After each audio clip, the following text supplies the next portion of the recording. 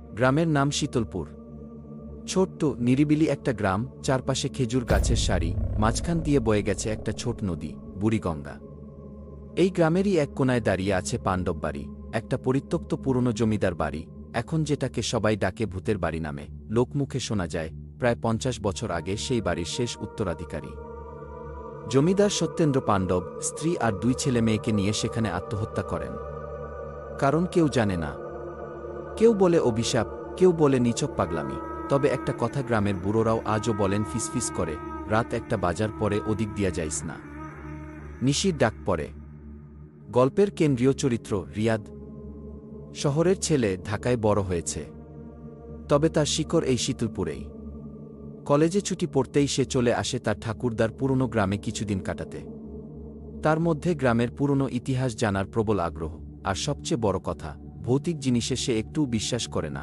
একদিন দুপুরে বাজার থেকে ফেরার পথে সে শুনে ফেলে কিছু কথা। কাল রাইতে আবার পাণ্ডব বাড়ির দিক থেকে আওয়াজ আসছিল রে। এক মাইয়া হাসতেছিল, হা হা হা, গায়ে কাটা দিয়ে উঠল। বলছিল এক বৃদ্ধ, যার চোখে ছিল ভয় আর মুখে কাঁপুনি। রিয়াদ হেসে বলল, ভূতটুত বলে কিছু হয় না কাকা, আমি চাইলে আজ রাতেই গিয়ে থাকতে পারি ওই বাড়িতে। সবাই চুপ। পরদিন সন্ধ্যা। রিয়াদ ব্যাগে টর্চ, খাবার আর মোবাইল নিয়ে রওনা দিল পাণ্ডব বাড়ির দিকে। গ্রামবাসীরা দূর থেকে তাকিয়ে রইল, কেউ কিছু বলল না। বাড়িটার সামনে এসে দাঁড়াতেই গায়ে কেমন ঠান্ডা স্রোত বয়ে গেল। চারপাশে নীরবতা, যেন বাতাসও নিঃশ্বাস নিতে ভুলে গেছে।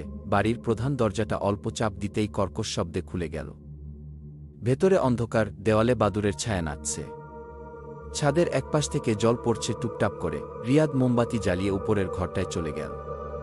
ওটাই ছিল জমিদারের শোবার ঘর। দেয়ালে এখনও পুরনো ফটো ঝুলছে, একটি পরিবারের ছবি। রিয়াদ এক দৃষ্টিতে তাকিয়ে থাকল। হঠাৎ এক শিশুর হাসির শব্দ। সে চমকে উঠল। মোবাইলের আলো ঘুরিয়ে দেখে কিছু নেই। সে নিজেকে বোঝায়, হ্যালুসিনেশন, ভয় পাওয়ার কিছু নেই। রাত ঠিক 1:15। হঠাৎ জানালার পাশে কাঁচ ঘষার শব্দ। রিয়াদ দরজার দিকে তাকিয়ে থাকে। ঠক ঠক ঠক, কেউ যেন দরজায় নখ দিয়ে আঘাত করছে। সে ধীরে ধীরে এগিয়ে গিয়ে দরজা খুলে দেখে কেউ নেই, শুধু শীতের হাওয়া ঢুকে যায় ঘরে। কিন্তু পিছন ঘুরতেই সে দেখে মেয়েটা দাঁড়িয়ে আছে জানালার পাশে। সাদা জামা, খোলা চুল, মাথা নিচু। সে বলল, তুমি আমার বাবাকে দেখেছ? উনি হারিয়ে গেছেন। রিয়াদ ভয় পেয়ে টর্চ মারতেই সেখানে কেউ নেই। ঘড়িতে তখন 1:20। রিয়াদ কিছুতেই ঘুমাতে পারছিল না। হঠাৎ সে শুনতে পায় এক মহিলার কান্নার শব্দ। সে নিচে নেমে দেখে বসার ঘরে বসে এক মহিলা, শাড়ি পরা, মুখ ঢাকা। পাশে ছোট একটা মেয়ে খেলছে পুতুল নিয়ে। মহিলা বলল, আমার স্বামী মরে গেছে, ওরা ওকে নিয়ে গেছে। তুমি কি আমাদের মুক্তি দিতে পারো? রিয়াদ ঘামে ভিজে গেছে। সে জিজ্ঞেস করল, আপনারা কারা?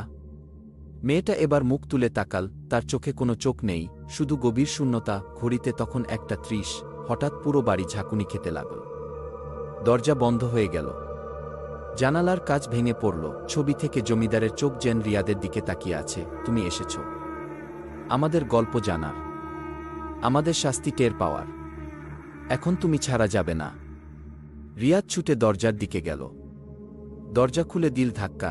একবার, দুবার। হঠাৎ পিছনে এক হাতে কেউ তাকে ধরল। ঠান্ডা, বরফের মতো হাত। আমার সঙ্গে এসো, আমি একা থাকি না। সে চিৎকার করতে পারল না। কণ্ঠ রুদ্ধ হয়ে এল। সব অন্ধকার হয়ে গেল। পরদিন সকালে গ্রামবাসীরা দেখতে পেল পাণ্ডব বাড়ির দরজা খোলা। তারা ভয়ে ভয়ে ভেতরে ঢুকল। রিয়াদের ব্যাগ, মোবাইল, সব কিছুই পড়ে আছে। কিন্তু রিয়াদ নেই। তবে জমিদারের পরিবারের ছবিতে এখন একজন নতুন সদস্য, এক তরুণ ছেলে, যার চেহারা রিয়াদের মতোই।